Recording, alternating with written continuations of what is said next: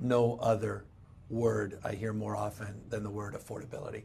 It's the bubble word, so to speak, in this at this moment in our state's history. And affordability obviously captured in terms of the housing lens, but also in terms of the cost of childcare, the cost of education, particularly higher education and the like. But the most vexing of all is the housing issue. And we're 3.5 million housing units short of where we need to be by 2025, which means we have to close to quadruple the annual housing production in the state in order to create some equilibrium to address the supply demand.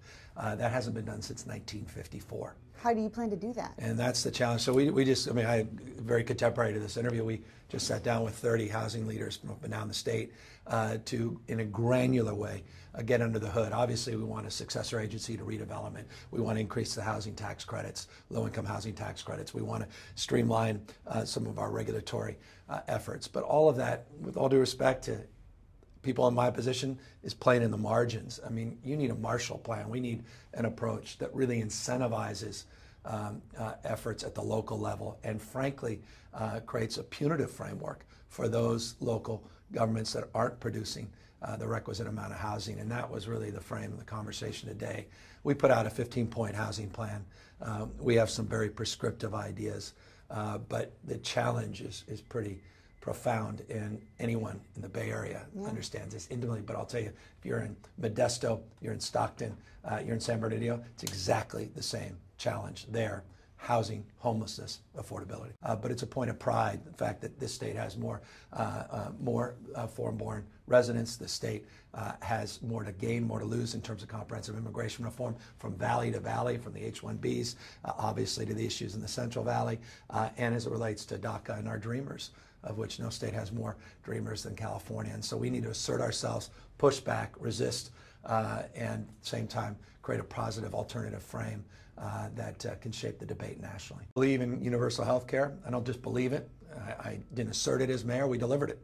San Francisco just celebrated its 10th anniversary of the first in the nation, only in the nation, universal health care plan, regardless of pre-existing conditions, ability to pay, regardless of your immigration status. I was very proud to have been the architect of that plan, been responsible for implementation of that plan. I want to deliver that across the rest of the state.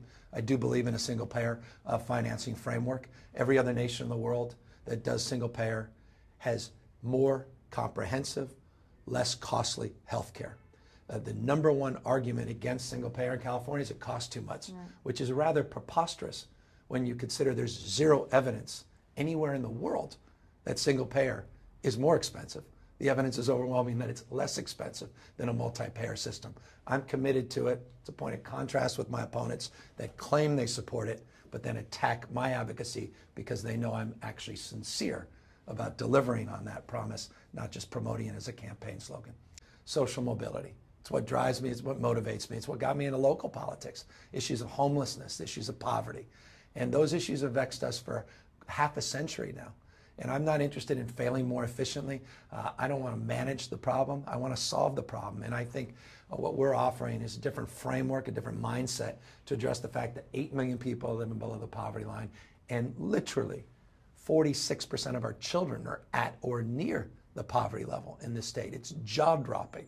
And unless we have as our North Star ending childhood poverty, I don't think you belong on stage as a gubernatorial candidate. And so that's what's motivating me, that's what's driving me, that's the why in this campaign. And that's why I'm very enthusiastic about the prospects of what we can bring to the table through bold and aggressive leadership.